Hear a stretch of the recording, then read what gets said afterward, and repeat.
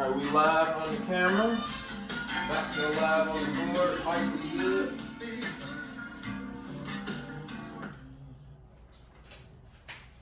Right on.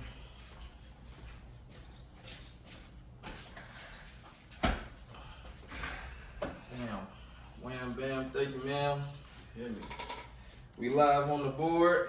We live on the mics, man. It's a beautiful day in the neighborhood. The date is May the 2nd, 2K25, man.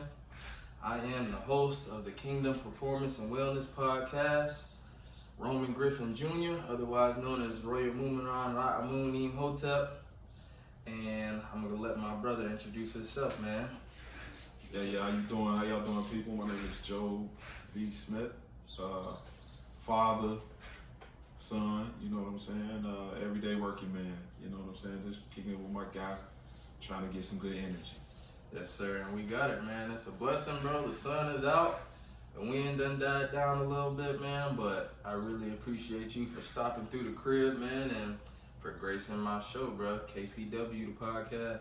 Man, that's what's up, man. It's all good. It's all good. So, we got a lot in common, man. We're gonna get into all the different things.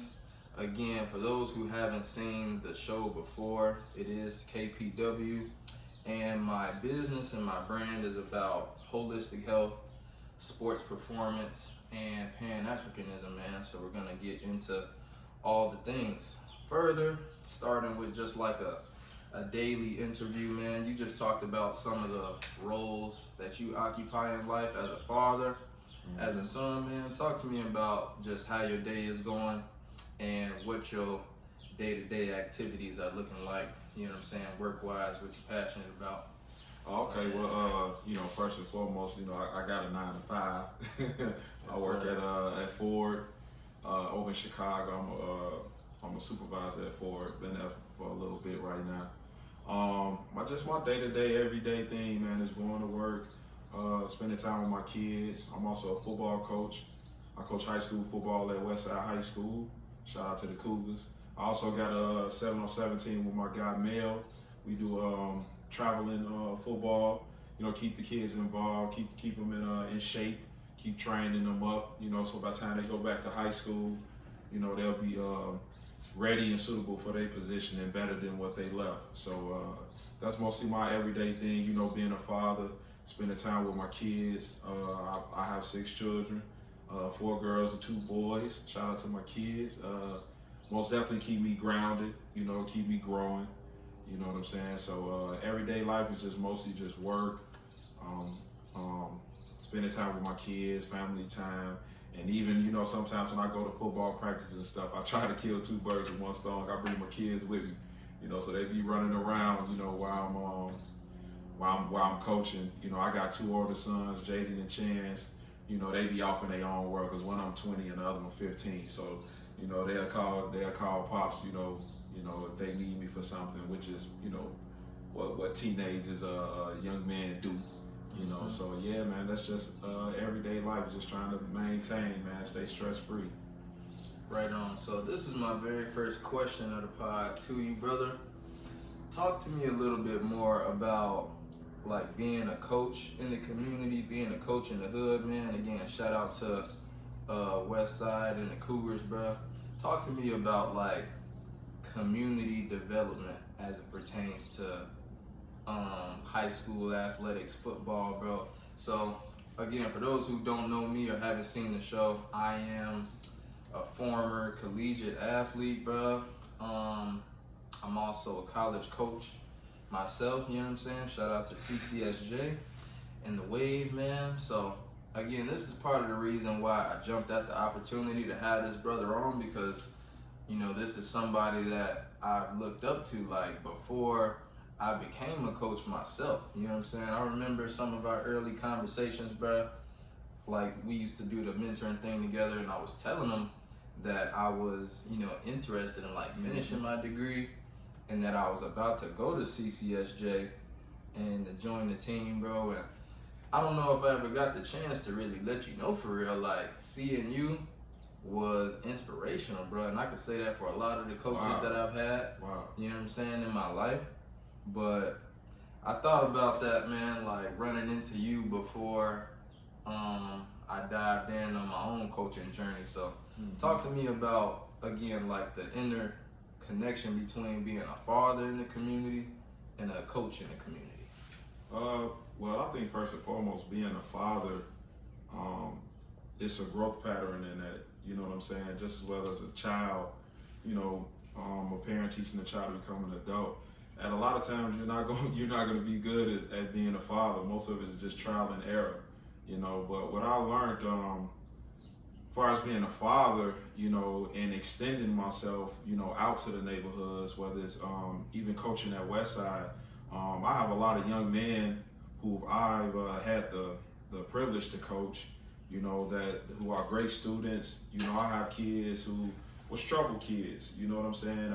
I know when I'm coaching at Westside, shout out to Coach Boz. He's most definitely he's most definitely my mentor, and he actually gave me my first. Well, he didn't get my first high school coaching job. I coached 2015 with Coach Jay Johnson, who's Lonnie Johnson uncle and John Bay Johnson dad. He gave me my first shot. My brother-in-law at the time, my brother Mark, hooked me up with Coach Johnson. We went out for dinner, and we sat down, and I gave him my own football experience. Now, here's the crazy thing about me.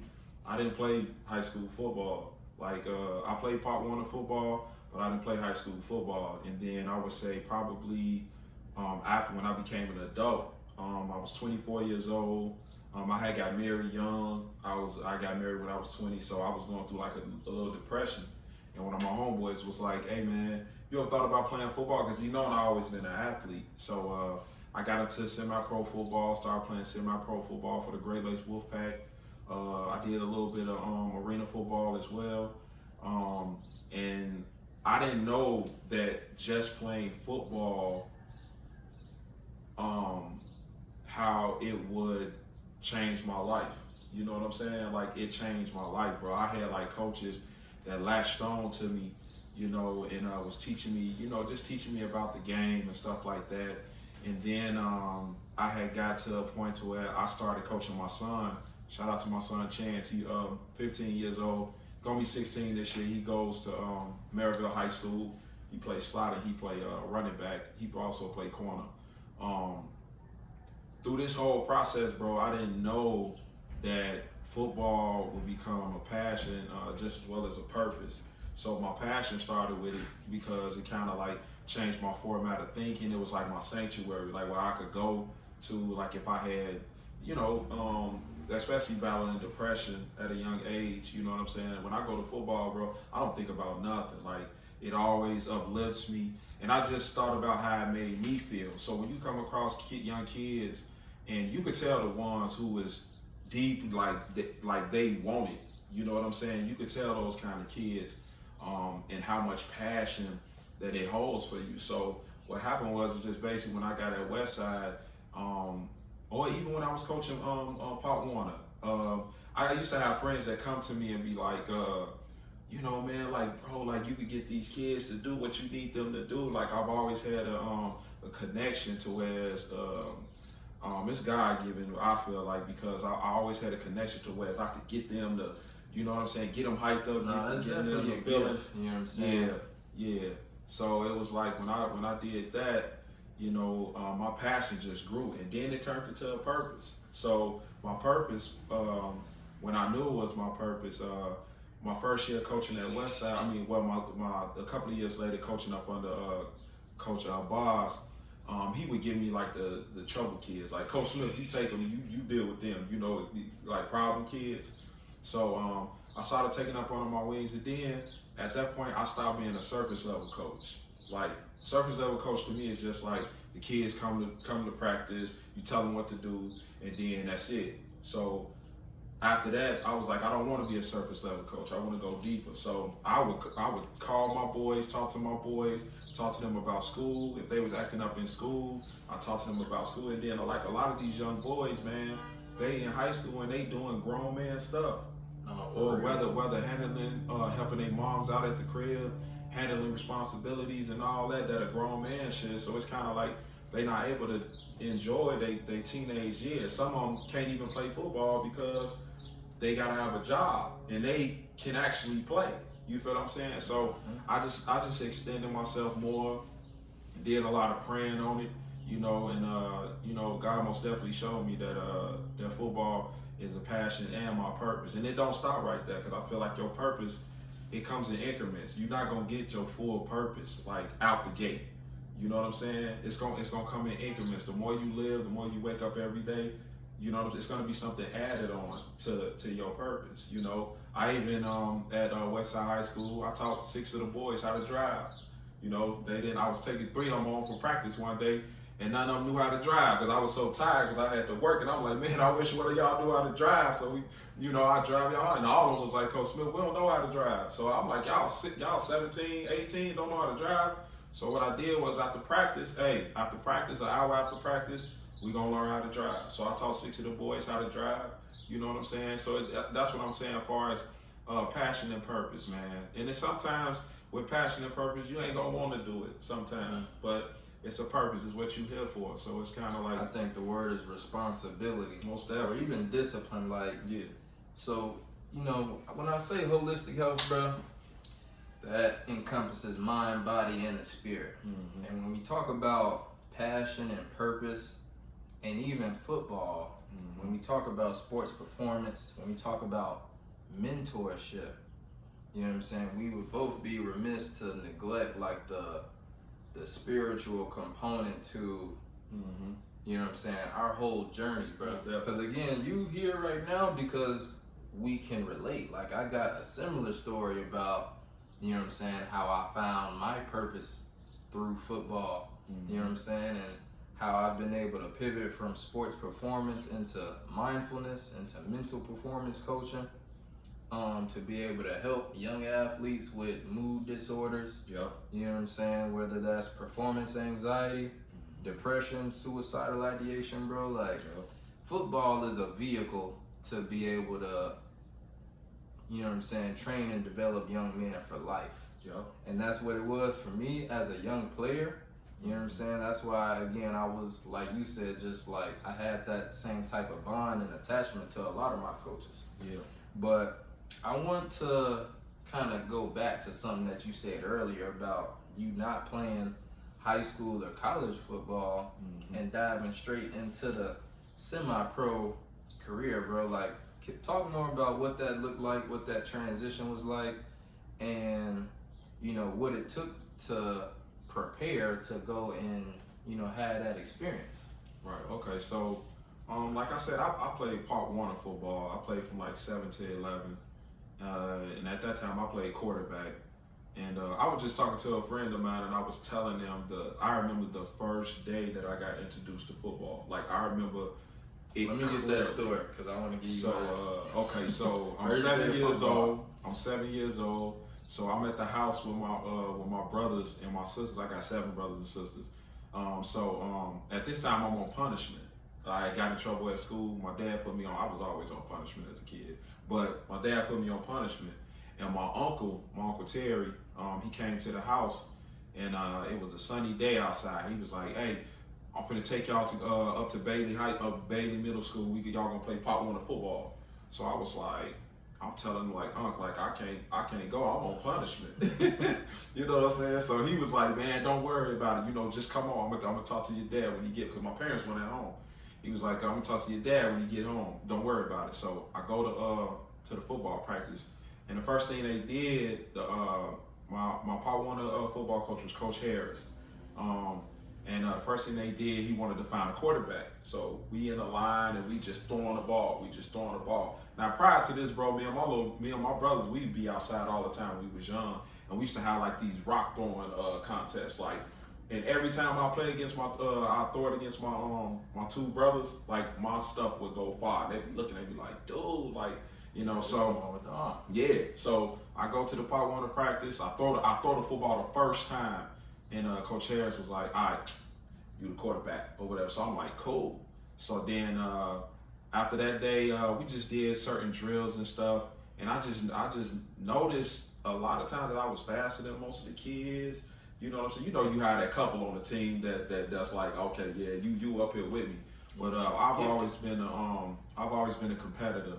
So yeah, man, that was my first day, and I remember coming home. And actually, my pops was gonna give me a whooping because he was like, "Dude, I told you to stand up," but my uncle talked him down.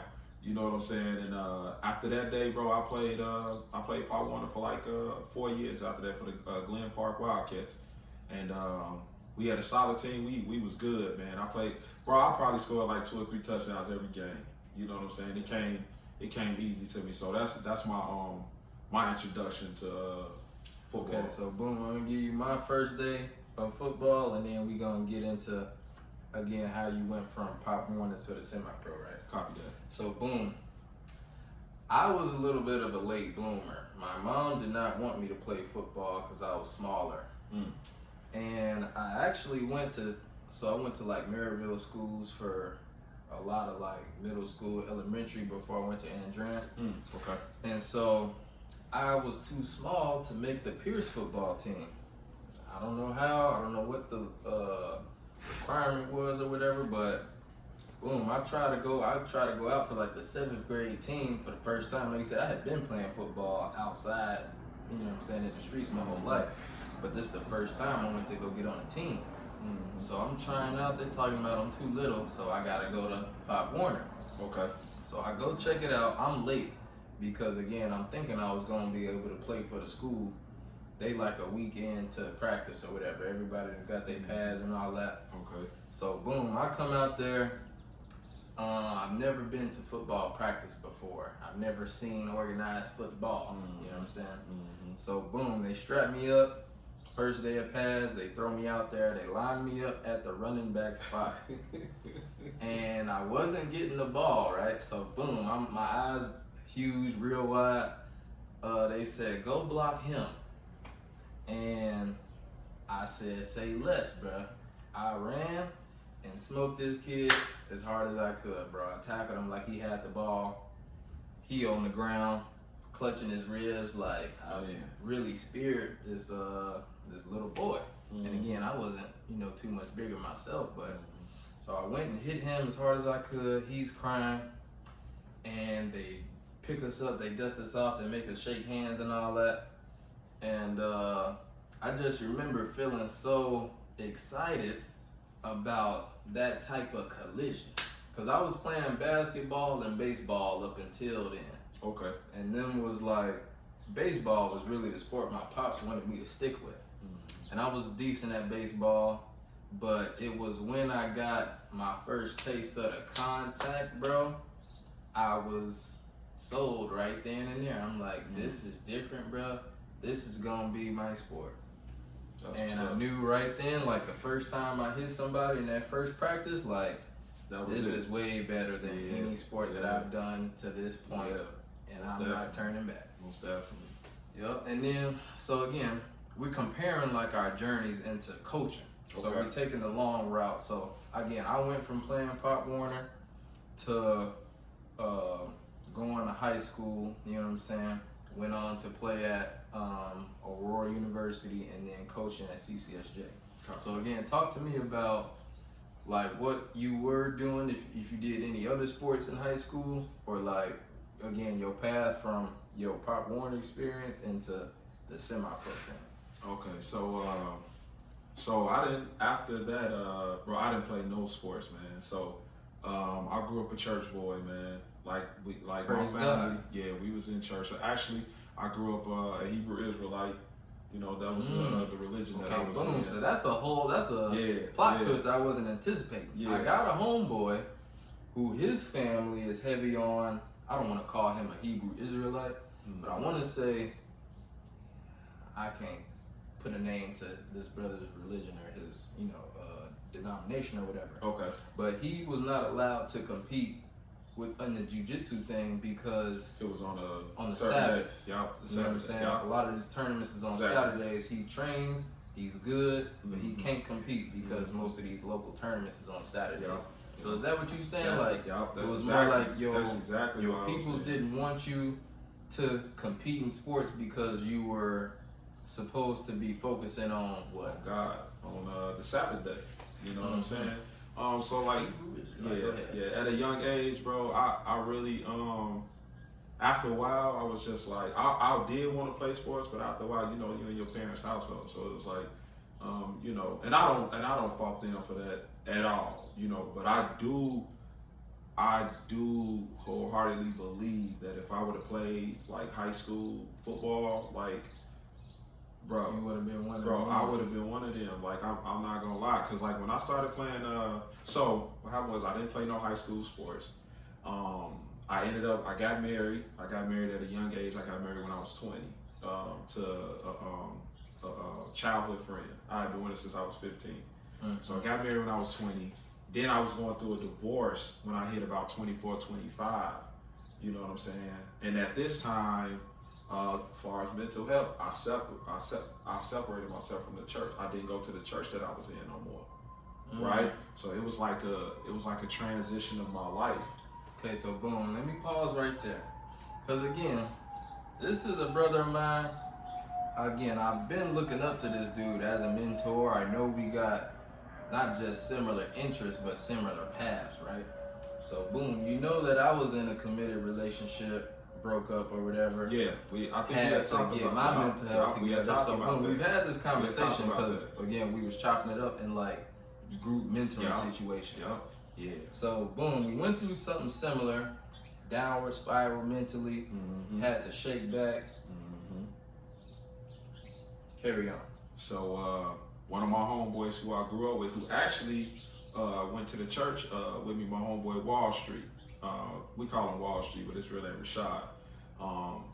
He had exited the church earlier before me. So he had came to me one day and was like, man, cause he had played football. He went on ahead and played football at Valparaiso University. And after he left there, he got into semi-pro. So he came to me one day. I kind of reunited with him. He was like, man, you ever thought about, Joe, man, you always been athletic. You ever thought about playing football? So I'm like, at this time, bro, I'm depressed. Like, I'm on one of those lost everything. But prior to that, bro, I was working at U.S. Steel. I had been working at U.S. Steel for a minute, and I lost everything, bro. I lost my crib, I lost cars, marriage had ended, and I was just, bro, I didn't know what to do, you know. So boom, I want to stay on the spirituality piece, right? Okay. Let's talk about that valley. You know what I'm saying? Or when you in the lion's den or the belly of the whale, bro, where you down at your worst. Let's again, holistic health, right? We're talking about spiritually being young and questioning your foundation. You know what I'm saying? When you raised a certain way in the church, and then you are an adult now, and you go through life and you gotta filter and like vet all these things that you've been taught about faith, bro. And it's like I've got a vision of Jesus in the wilderness right now, in the desert. Right. You know what I'm saying? Where you isolated, and it's the trial, it's the storm. You know what I'm saying? So talk to me a little bit more about like that type of a spiritual journey, how it was connected to your mental health, and then like how again, we're talking about sports, like how that all connected. Man, it was like dark days, bro. Cause the religion I grew up in, bro, I loved it. Like, you know what I'm saying? But when you become an adult, and I'm not gonna put nothing on that church or the beliefs, you know, because I still love a lot of people who's still a part of that organization because I grew up with them. But at that period of time, I held a lot of hate in my heart because I felt like I was thrown to the wolves at that time. But one thing I can say is my parents, even though they still, you know, stayed in church stuff, they always parented me, whether it was guidance, but I'm an adult now, so I gotta find my way. So, bro, I'm talking about if it weren't for like my sisters and my brothers, cause I got a big family, bro. It was times I ain't know where I was gonna sleep. you know, and then it got to periods of times where I didn't want to ask nobody for nothing, like, because I felt like times I overstayed my welcome. To be independent, you trying to work to self-sufficiency. Yeah. And again, we preaching, bro, because it's a young man out there, bro, who, you know, they say pride cometh before the fall. Niggas be scared to take steps backwards, and them steps backward is gonna be what's gonna allow you to move forward. But again, there's somebody out there who's faking the funk, who's trying to keep their pretty picture for somebody else. They trying to make it look like they straight. You ain't good, and the best thing for you to do would be to, you know what I'm saying, regroup, take a step back. You know what I'm saying? Like you said, go through them dark days, bro. Because it's part of your journey and it's necessary. And again, it was written in your story to go through these type of things so that you could be prepared to go where you're going. And I'm gonna say something at the risk of being, I'm gonna say it straight up, misogynistic. And that maybe, and again, I don't wanna, you know how they got the negative stereotypes about black men and podcasting, right? This is no secret that it is a, you know what I'm saying, a masculine podcast. I'm not gonna be hyper masculine with this statement though. I feel like one of the differences between men and women and how we have to, you know what I'm saying, advance throughout life. You know what I'm saying? I think it takes a lot of struggle and strife, bro. A man has to bump their head plenty of times. And it's like the only way to gain wisdom as a man is through experience sometimes. Now you can learn from your own experience. You know what I'm saying? If you wise enough, you can learn from somebody else's experience. You know what I'm saying? Which is why we chopping it up right now. But again, that's some real still for men, bro. Like, we have to understand that you gonna have to go through it, bro, to get to where you're going. You know what I'm saying? And it ain't no getting around that. It ain't no getting over it, bro. My guy, shout out to my boy Martell, Mr. Tell the Truth. He one of my closest friends, man, and you know, we talk a lot about mental health, bro. We talk a lot about it, and he will always tell me, like, man, hey man, this not a storm where you could pull over. Like, you can't pull over on this one. Like, you gotta go through it.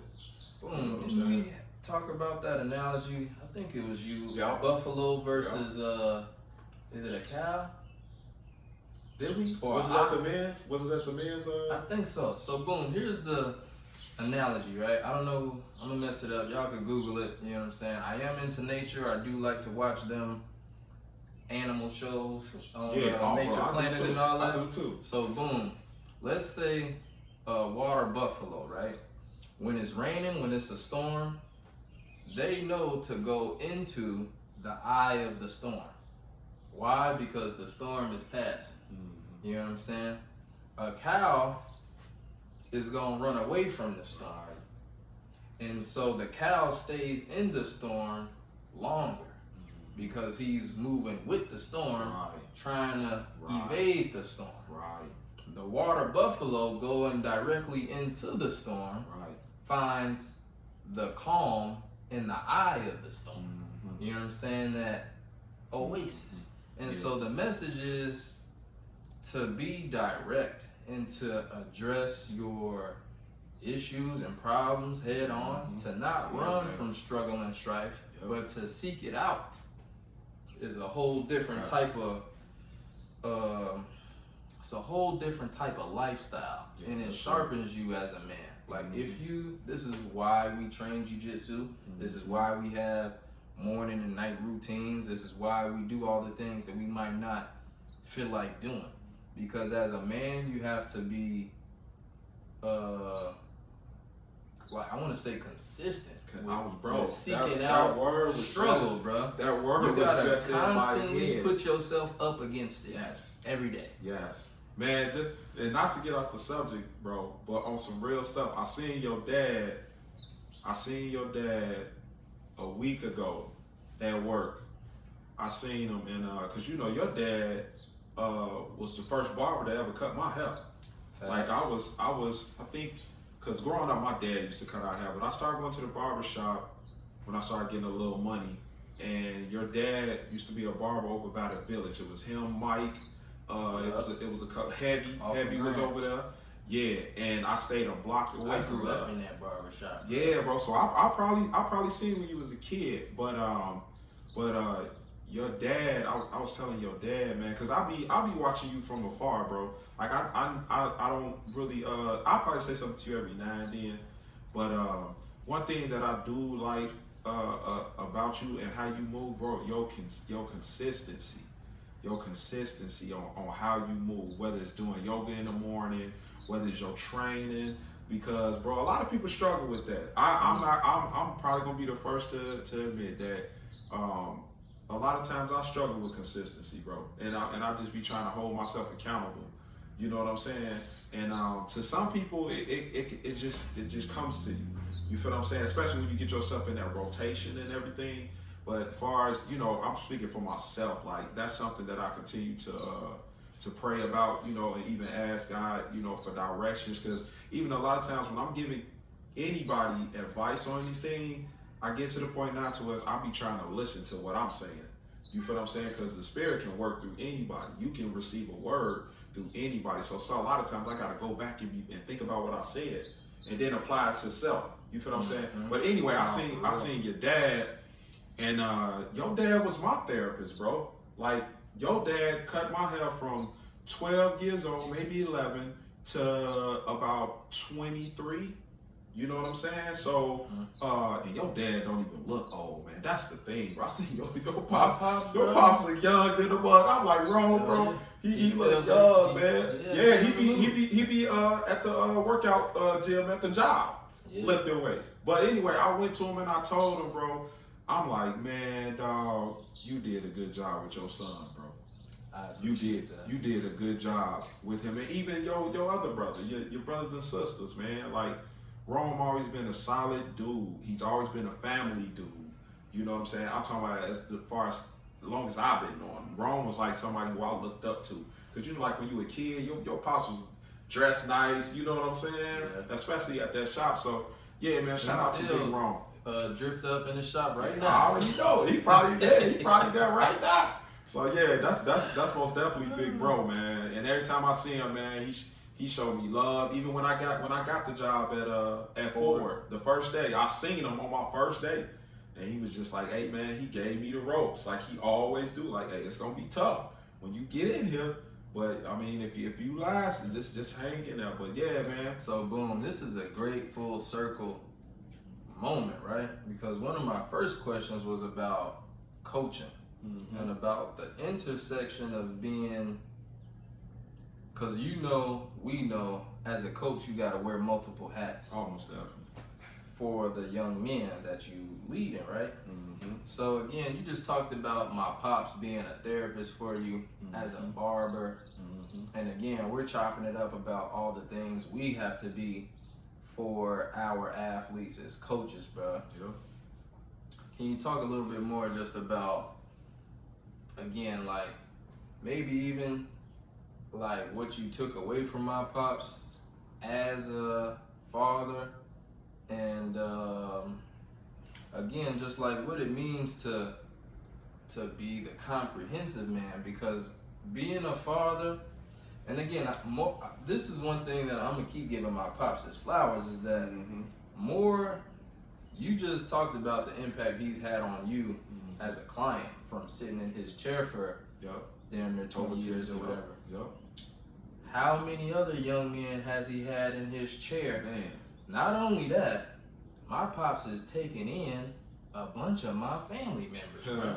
I'm the oldest of my siblings, but I've had hella cousins come stay with us, and I look up to them like my big brothers and sisters, more than I could count off the top of my head. Like, we've had so many of my family members come and post up with us for, you know what I'm saying, different situations. But again, talk about like, go ahead. So I'm gonna tell you the first lesson I learned from your dad. The first lesson he gave me.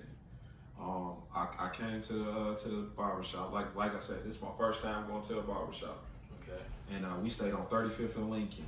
And like I said, they worked at Salon La Chic behind the village. Yes. And I go to them, and I go into the barbershop, and I don't know who I want to cut my hair. Right? So I'm sitting there, but as I'm sitting there, I'm looking at, now they had hitters in there, like everybody could cut. But your dad, like you but said, I have you been a heavy hitter for a long time? but your dad, I seen him cutting a lot of kids' hair, like my age. So I was like, oh, okay. So I'm gonna go to him.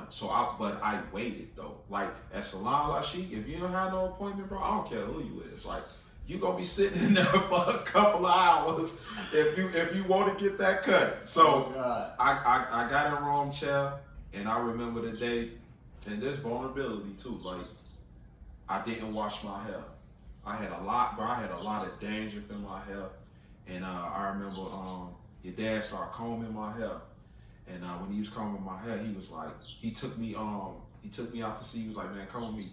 Took me out to the seat, and he washed my hair. He washed my head, and he was like, hey, next time you come to the barbershop, I want you to wash your hair before you come up here. Wash it, make sure it's dry by the time you get up here. That was the first lesson that your dad had taught me, because I've never been to a barbershop. You know what I'm saying? So after that day, I made sure I wash my hair before I go. You know what I'm saying? And then it got to a point to where I got in a good relationship with your pops. If I didn't have an appointment like, you know, Rome, I gotta go to this, I gotta hear a squeeze. Hey man, come on man. You know what I'm saying? But he always was like all of them in there, bro. Mike, heavy, because all of them cut my hair before. Mm-hmm. You know, but your dad was most definitely that guy that I looked up to. He had a nice whip. You know what I'm saying? Like my thing is, you know, we didn't like growing up. Where I grew up, I didn't really look at the drug dealers and stuff. I knew that they was there.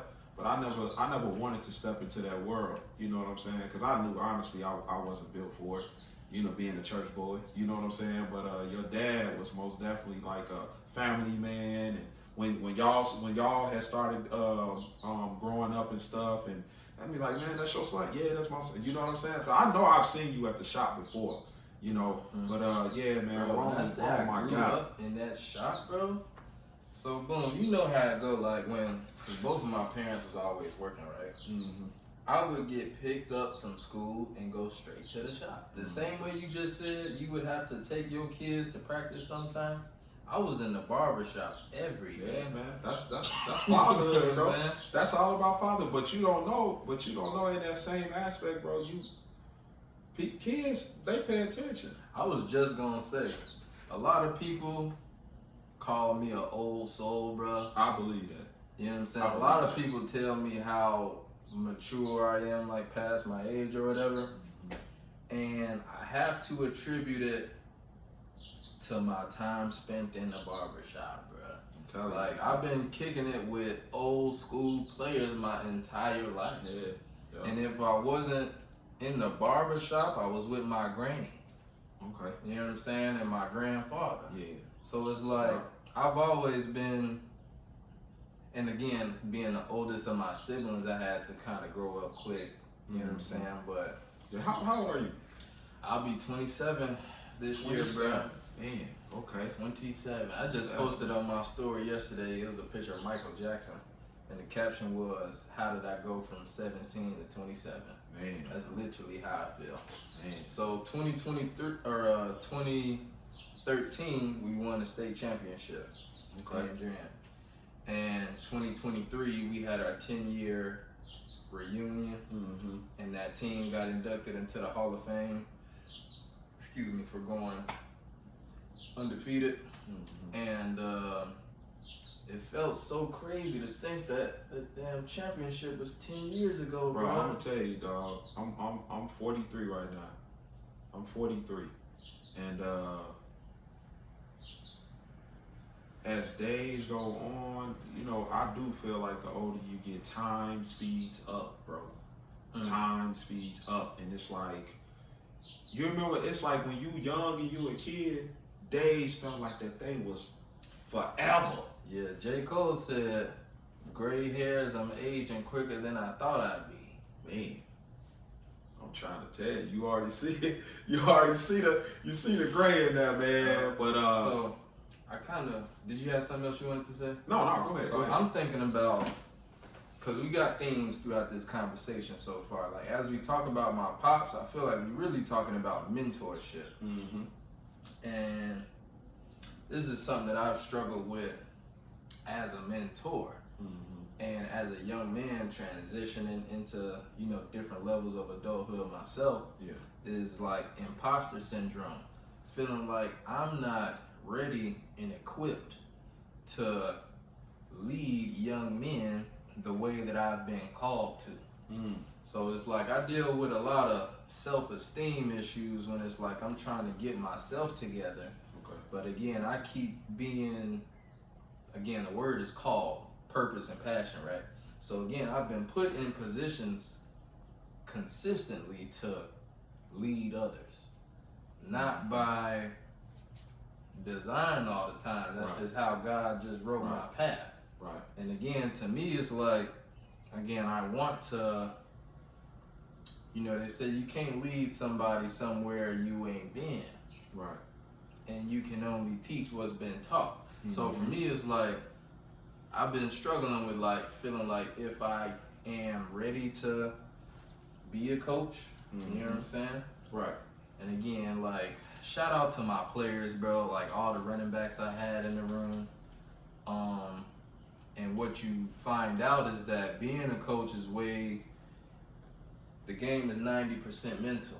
And when you got dudes, when you got dogs and athletes, bro, they gonna do what they do in between them lines. Mm-hmm. I'm on the sidelines as the coach. Right. I can prepare you, you know what I'm saying, but you got to tote the rock. Right. So it's like winning the championship at CCSJ as a coach was like a true lifelong dream of mine, bro. Mm-hmm. We started the season 0-3 and had to go on a 6-game winning streak to get into the playoffs and then to win the playoffs. So I feel like even in winning and having success, right, I still be struggling with like if I'm worthy of different positions that I've been put in type shit, you know what I'm saying? Yeah, I can relate to that. Cause at times, just being a human, being a man, sometimes we could, just in our personal, let's say in our personal lives, we could make not too good decisions. You know what I'm saying? So I think a lot of times with me, that's why I say I know like football is my passion, because when I hit the field or I'm on the field or I'm even talking about football, like I don't really think about nothing else. And I feel like that would be something, like if you struggle with that, that would be something I would say most definitely pray on, constantly pray on that, only because to understand, God is using you. Yeah. And then God is not going to use you and not equip you with what you need. He's not going to give you a task and he's just, okay, just do this, and then just leave you hanging. So with me, I would say, as far as coaching with football, like I say, 2015, I got in touch with Coach Johnson through a brother-in-law. So it's like, it's always a connection. There's always like a connection to where, so God could put you somewhere and you don't know what you're doing. Okay, so I'm gonna bring this person in here, and then they're gonna direct you. It comes to full circle. So my brother-in-law hit up Coach Johnson, had a meeting with Coach Johnson. I told him about, actually, I'm gonna tell you the truth. I lied to Coach Johnson. I lied to him and told him that I played high school football, because I knew if I would have told him that I didn't and I just played semi-pro at a little arena, he probably would have been like, nah, but I don't know, right? But he found out, and then he came to me, he was just like, hey, but this was like after I got into practicing. And he was like, man, you could have just told me the truth or whatever. Mm-hmm. But he held on to me because he seen my passion for football. Because we had coaches on our coaching staff, and most of the time it'd be me and Coach Johnson. But what I'm saying is, so this is how my transition went to high school. So I got with Coach Johnson. We would do this thing we would do chalk talk. So we doing chalk talk, and Coach Johnson, I play receiver. I play DN and outside linebacker. And he was like, okay, you're going to be the receiver coach. So what he did was, we'll have our sit downs, our chalk talk. He would run out to me the game plan. He would run out to me the plan. I'll take my notes. After he explained everything to me, he would make me get up and stand up in front of him, like, okay, coach it. Like, show me how would you coach this. But his coaching teachings was detailed information. Starts and stands. That's when you're a receiver. That's one of the first things you should learn. Starts and stands. You feel me? And then you get into how do I get out the route. You feel me? And then I know if I'm running a post route, 7 steps, plant, go. You feel what I'm saying? So it's like Coach Johnson he started teaching me about how to teach football. Then I'm gonna tell you what happened. I was getting married again. So I've been married twice. So this was like in 2015. So I was getting married again. So I had to put football to the side because I had to focus on working, and we was paying for a wedding and this and that. And then I stopped coaching for some years. And then I actually, that's when I got into Pop Warner. And then I coached my son Chance. He's 15 now. I coached him from 5 years old. And like right now he on my 7-on-17 BDU. Shout out to BDU. And I've been coaching him ever since. So what happened was I was coaching with Coach Tony Woods out of the Gary Steelers. And our 11 or our 10U team went to Florida. So I'm going to tell you how stuff going full circle. That's when I met Alton. That's when I met Coach Boz, right? So I met Coach Boz, and we went down to Florida. Our 10U and our 10 or 11, I think it was 10U team. We went down to Florida and we got smacked. But Coach Boz had just came along just to help out, because he was coaching, I want to say 6U, because he had a couple of boys on a younger age. So he came out to Florida just to help us. And I remember after we got whooped by a team out of Jacksonville at the Pop Warner Super Bowl. And I was upset. And we driving back to the hotel, and Coach Boz was like, I was yelling at the boys, you know what I'm saying? And Coach Boz, he was like, hey man, like calm down. It's not their fault. They wasn't prepared. So I'm like, they wasn't prepared. That's why they lost. You know what I'm saying? So off of that, that's from accountability, from being a coach. You feel what I'm saying? So that night, Coach Boz knocked on my hotel door. No, he didn't knock on my hotel door. He said, he called me in my room and was like, hey man, come down to the room. I'm going over some football stuff. So I was like, all right, cool. This was like at 10 at night. So I go down to Coach Bob's room. We sitting up. We having chalk talk at 10 at night. Bro, we did chalk talk till like 3 in the morning. And he was just giving me all types of knowledge on formations, and most of them I didn't know. You know what I'm saying? So, and that's the other thing with football. Most coaches that I coach with did college ball. So it's like a lot of times I can feel insecure on certain things. So I feel like I'm playing catch up because, you know, they joke and jive with me like, man, you ain't even play high school ball, you ain't play college ball, but they know my passion that I have for this sport, and I put in work. You know what I'm saying? So he told me, Coach Boz was like, hey man, I'm gonna start a 7-on-17, because he was like, these boys down in Florida, they train year round. So I'm gonna start a 7-on-17. He told me that night. We was in the hotel. 2 weeks later, I get on Instagram. He got a sign up, Gary Steele Select 7-on-7, and he automatically started a 7-on-7. That's how I got introduced to 7-on-7. So I'm coaching with Coach Boz. I coached 2 years with the Steel City Select. That's why I met Stevie. That's why I met Elmore, who's actually playing at Eastern Michigan right now out of Maryville. I met all these boys when they was young, you know, and then After the 2 years of Steel City Select, the coaching job at Westside, the head coaching job at Westside came open. And I hit him up because honestly, Coach, man, I forgot my guy name. He the head coach now at Hobart High School. Schneider. I hope I'm saying your name right, Coach Schneider. I hope. But he wanted me to come to Westside and coach the receivers prior to that. But I was dealing with the Pop Warner, and I was doing it with Bob's with the 707, all that. So he ended up leaving to go to Hobart.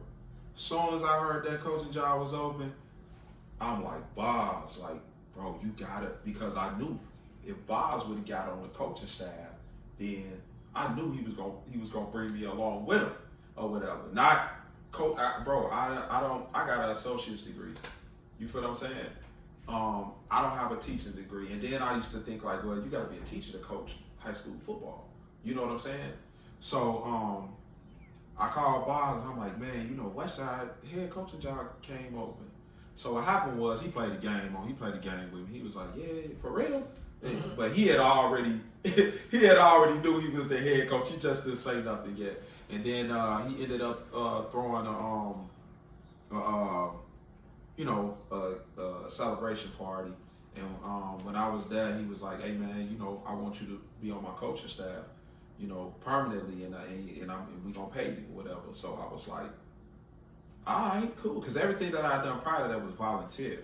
But this what I'm saying, when God could put you in a direction and you not knowing how you gonna navigate through that, and he send people to you.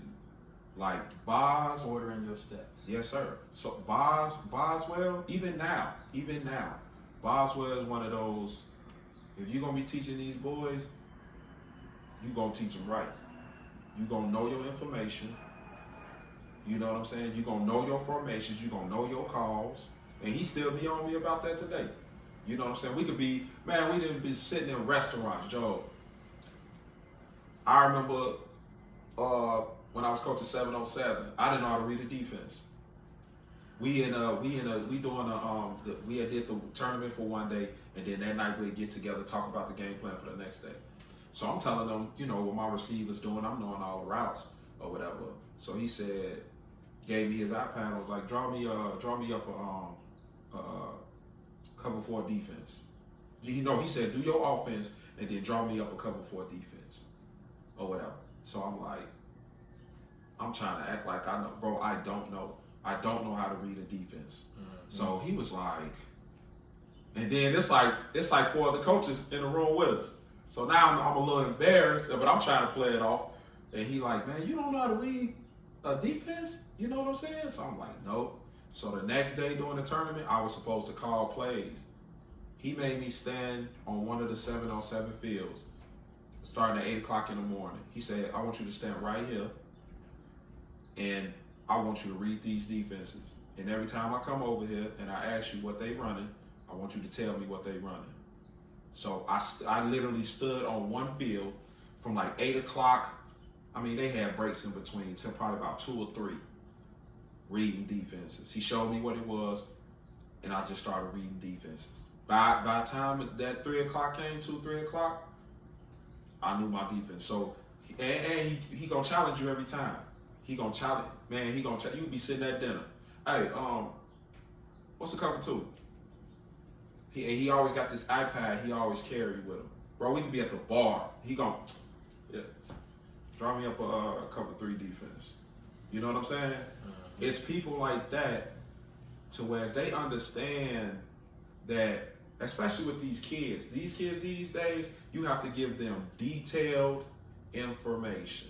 Because if you don't give them detailed information, they're gonna look for loopholes. Yeah. You know what I'm saying? So, to what you were speaking earlier, man, like, if you dealing with any insecurities about anything, man, I'm gonna tell you, bro, if you're somewhere that makes you feel great about what you're doing, and at times it's adversity, you gotta know that, man, God, He's not gonna put you in that position just leave you there.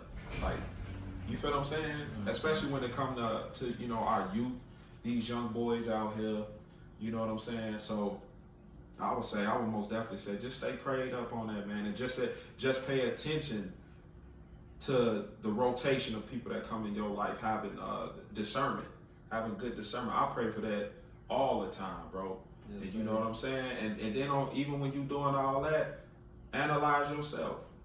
Analyze yourself. Am I doing what I'm supposed to do? Introspection. Yep. And I do that, yourself, bro. I do that to myself. That's what all I do the with time. the journal practice. Yeah, but you know what, bro? I stop, man. You know, I'm about to start doing that. I'm about to start keeping the journal. Notebooks on that desk right there. It's okay. 5 years worth of journaling. Dang, man. Hey, I've been locked in, and my journal practice has grown because I didn't know that I was journaling when I first started doing it. I used to just write stuff down. Write stuff down, Okay. notes, thoughts. You know what I'm saying? And then I started dating them. You know what I'm saying? That was a landmark where I started dating the journal entry so that I could go back and see what I was thinking on this particular day. You could see how your thoughts progress. You know what I'm saying? You can go back and remember. Because again, I was struggling with forgetfulness. You know what I'm saying? I'm forgetting my goals. You know what I'm saying? Yeah. So it's like getting your thoughts scrambling. You writing stuff down, bro. It's one of the best things that I did on my mental health journey was start journaling. And then I went out to California for my birthday and had a woman make me a custom journal. You know what I'm saying? And she be leading me on like the journal prompts. You know what I'm saying? We do the breath work thing, bro. I'm gonna shout my friend out, talk about what I did for my birthday last year, and then we're gonna get into some of these questions in the cards, right? Copy that. So again, this is just a little segue, switching topics briefly, again, to talk about some other mindfulness somatic treatments, right? So boom, I am a holistic health practitioner. I'm a community health educator. I'm a personal trainer. I'm a mental performance coach. And I'm a flexibility trainer right now. So I'm working at Stretch Lab. So I'm doing a lot of like recovery and maintenance type training right now. Okay. And again, I'm working on a yoga and mindfulness master's degree. Okay. So boom, I go out to California for my birthday. I'm in Fresno, and I planned this wellness retreat. So I meet this woman. I actually did the portrait right there. Her name is Corinne. Okay. So boom, I met her online. She do the martial arts thing, also. Blue belt jiu-jitsu competitor. Okay. She's also, again, holistic health, yoga instructor, massage therapist, all that. So boom, she does what she calls Watsu. So Watsu is a water-based massage treatment. Okay. So again, imagine me, and I can show you the video afterwards, but imagine me being in the pool, hot springs resort. You know what I'm saying? So this is like a series of pools out in the desert mountains, right? And it's super quiet, super secluded. It might only be like 2 or 3 other people on this like camp or whatever. And we did the yoga thing, the journaling thing, we did a lot of hiking. But the Watsu treatment was like the most meditative thing I've ever experienced in life though. So again, she strapped me up in these floaties, so my legs is limp. I'm not swimming at all. I'm completely, you know what I'm saying, floating. She's holding my head up, and she's doing like these movements, bro. It's like water-based yoga almost. It's a mix of a stretch and a massage. Okay. In the water though. And this was a healing practice. It was good for the mental, bruh, but it put me on this path to try to understand the holistic health picture even more. Okay. You know what I'm saying? So I came home, I locked in even more on my martial arts practice, on the yoga practice, You know what I'm saying? Taking people out on these nature retreats. I'll take people on walks like up and down Tiburon Trail or whatever. But again, that custom journal that I got when I went out there really upgraded my journal practice, and this was just like a real defining moment to, you know, again, like I say I'm the mentee and the mentor, I'm the teacher and the student. Right. So for me to go out there to receive this type of a treatment, and then to come back to the hood and to try to be implementing similar alternative healing modalities. You know what I'm saying? Whether that's these paintings you see with the color therapy thing, right? The instruments I play with the sound healing thing. I'm into poetry, bro. I do the rapping thing, and it's really like these are all just tools or avenues that I use to tap into the youth. You know what I'm saying? Because when you trying to interact with them, it's gotta be interactive.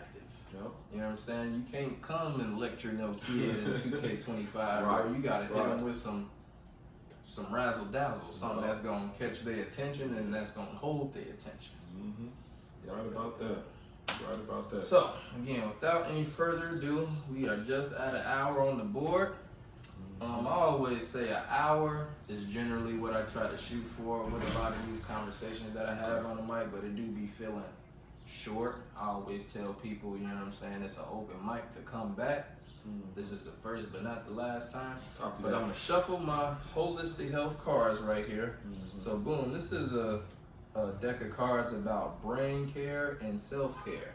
Okay. So you're gonna pull one, and then we're gonna chop it up about any of these cards, brother. Okay, so again, this is a fully functional deck of playing cards. I'm gonna shuffle one more time.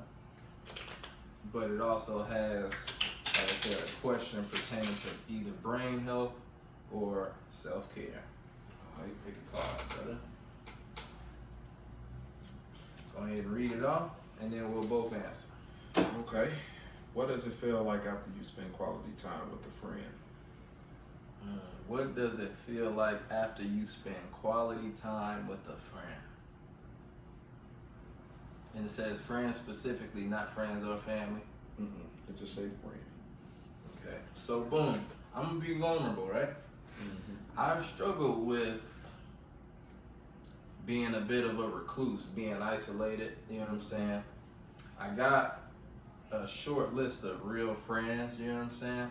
And I try to make it a point to spend quality time with my friends, because again, it's easy for me to really duck off and be by myself. Yeah. But to me, bro, it feels like, the word that comes to mind is accomplishment, bro. Like, to be productive. And again, I'm talking about, we touched on depression a little bit. We know one of the signs and symptoms of depression is withdrawal. So the idea that you are isolating yourself could be a sign of depression. Now, we understand that solitude might also be beneficial to you, because we did touch on having to go through the storm from time to time. You might be called to be alone. So I think you can have solitude. You can be withdrawn and focused in the right way, and you can be withdrawn and isolated in the wrong way. And so when I say I feel accomplished, when I choose to be in connection with my friends, bruh, and to do the quality time thing, it always feels like a win as pertains to my social health, which is not something to take for granted. You know what I'm saying? We don't take for granted any area of our health. You know what I'm saying? Mind, body, spirit is the main three that we talk about, but your financial health is real, your environmental health is real, your social health is real, and so we need to be equally as focused on all the, let's say, auxiliary aspects of your health. Right. And so, yeah, I feel accomplished, and I feel like a champion winning when I have good, healthy, quality time, you know what I'm saying, with my friends. Same question to you. Um,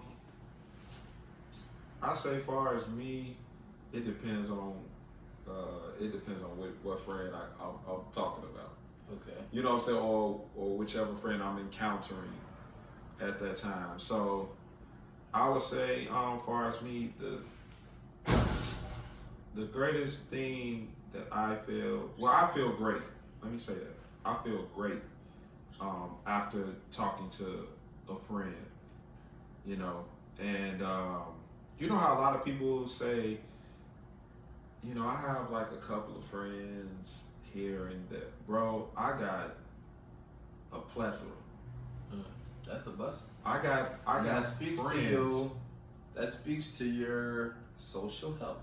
Right. You know what I'm saying? That's Right. a good Right. indication of like overall wellness. Yes. You know what I'm Yeah. saying? If you got an abundance of friends, Yeah. and again, we made the distinction to say not friends and family. We talking about Friends. friends. Yep. You know what I'm saying? That Yep. says you got, Yep. you know what I'm saying, good social health and all that. Yeah. And a lot of people, say that, but bro, I just feel like, as far as the friends who have came into my life, bro, I feel blessed, bro. I have childhood friends for over 40 years. Since I've been knowing, as a kid, I got my football homeboys who I've been knowing now for 20 years. And then I got a couple of newer friends, I would say, that's probably within like 7 to 8 years. But I'm very happy, bro, that man, you know what? You know what I was thinking the other day, dog, and I was just thinking about how under God and His Spirit, even with your flaws, how you're protected. Mm. You know what I'm saying? Yeah, I say them two P's, bro. Talking about masculinity, divine providence and divine protection. Man, bro. I'm trying God to is tell looking you, out. bro. I'm trying. Listen, man. And we Bro, touched I'm on trying that to earlier tell about you. always having what you need, Yep. just exactly what you need, depending on the Yep. situation, bro. Yep. And Yep. again, And I've been in car accidents, bro. I've been in robbery attempts, crashed my whip, bro. I was in that gas station right on the corner late at night. Somebody tried to stick the gas station up, and I got up out of there. Everybody got up out of that situation safe. But yeah, divine providence and divine protection, bro. Bro, bro, I've been to jail about 6 times. Man, bro, I done had. Luckily, I haven't had nothing too drastic to happen to me. But bro, even when I went to jail, dog, like I'm sitting in there, and I'm just at the county. First time at the county, I'm sitting in there, and then you hear, Joe. And the first thing they like, man, what you doing? Man, what you doing in here, dog? You like this ain't you. Right. You know, and automatically off of that is just a form of protection. Hey man, can you chill right here? Chill right here with me. I got you, dog. You know what I'm saying? It's just God would put a protection over you, man, that within staying in His Spirit and His direction. You know, my dad used to always say, even dealing with your conscience, my dad used to always say, when your conscience leave you, that's the worst state to be in. Because that means you're going for anything. And honestly, bro, that's how a lot of these young men are. They, you know what? With these young kids, they ain't scared of nothing. They fearless. But a lot of the departments that they fearless in, it's not gonna work for them. You know what I'm saying? That's why it's that they be needing.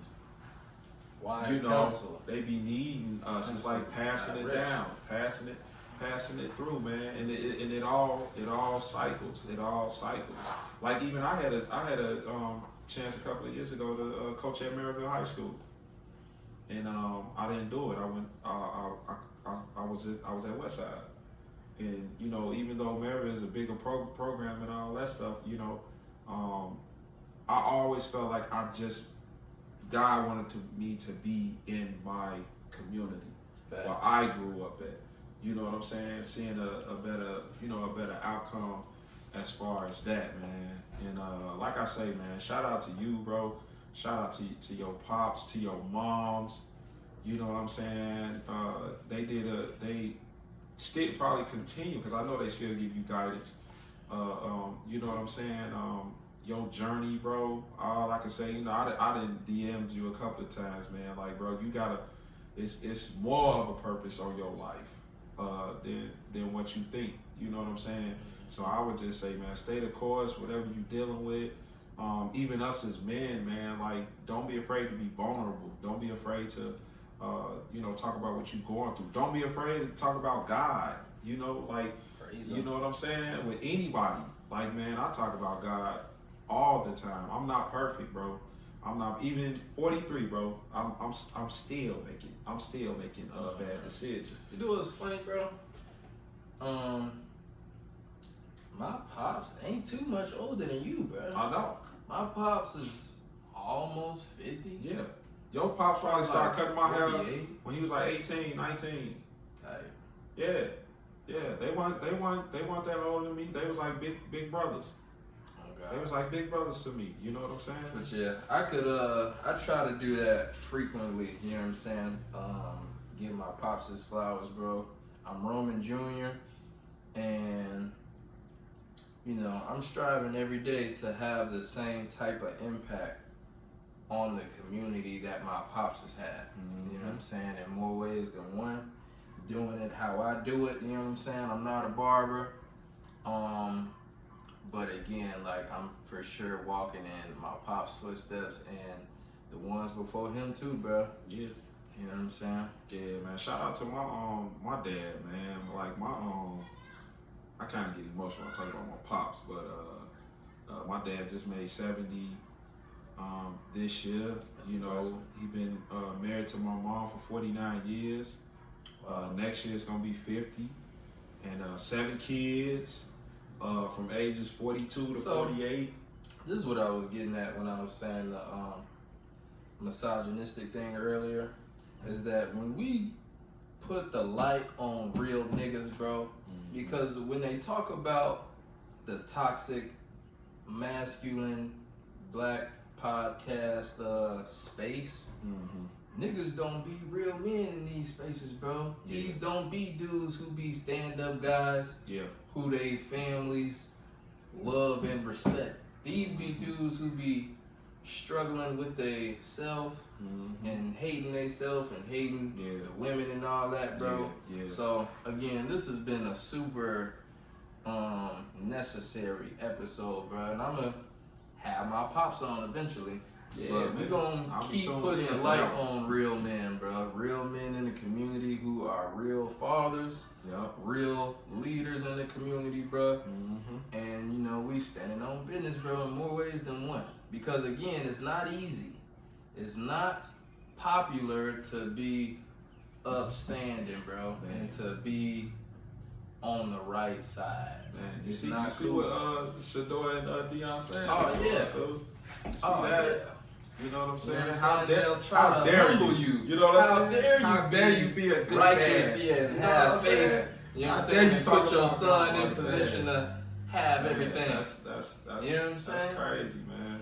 Yeah, but he gonna be alright. Yeah, he most definitely You know what I'm is. saying? I really ain't even really watched Shador like that. I did. never really I was watched a him huge like that. fan They say he nice. at Jackson. They say he nice. I was watching them at Jackson and I was watching them in Colorado, bro. Both of them, yeah, him and Travis got it. That was one of my crazy takeaways. So I think they blackballed a bunch of niggas out of Colorado, bro. Oh, they did. Like, they held a bunch of dudes. So my thing is, okay, so Travis Hunter go number 2. Y'all gonna act like his quarterback wasn't also in the Heisman running at the beginning of the year, bro? And did it at a HBCU and then came over. Right? So I'm like, okay, so Travis Hunter go number 2. His quarterback can't go in the 2nd, 3rd, or 4th round, bro. They said we ain't paying you. You got too much. You got too much confidence. But that's alright. Like I said, niggas gotta go through that struggle and that strife, bro. That's what make you. Yeah. You know what I'm saying? But yeah, this has been an amazing, powerful episode of the KPW podcast, man. This is not the last time this brother is gonna be on the board with me. Yes, sir. Do you got anything else you wanna wrap up with? Oh man, I just want to thank you for having me on, man. Like I said, shout out to you, man. Stay grounded, man. Stay in your purpose, bro. If you need anything, man, like just hit me up, bro. Yes, sir. Like I'm here. Gratitude. All right, man. And we are out of here. Peace and blessings, everybody. And we out on the board. That was great. Yeah, Great bro. We gotta chop it up some more. Yep. We gotta chop it up some more, man. I already the knew. hour go by so fast. It did, bro. It did. Yep. But we covered a I'm lot. about to we got a tournament. My 7-on-7 we got a tournament down in Columbus, Indiana this weekend. For Tight. Bro, you know James Henderson? James Henderson? Yeah, I feel like he's in connection. This is a dude that I played with. I feel like he's in connection with that 7-on-7 league too. What about Devin Whitaker? That's my little cousin. D Witt. Yeah, you D. know we Witt. played together that's at Aurora. You went to Aurora? Yeah. I didn't even know that, bro. We was roommates all through college, bro. Bro, listen.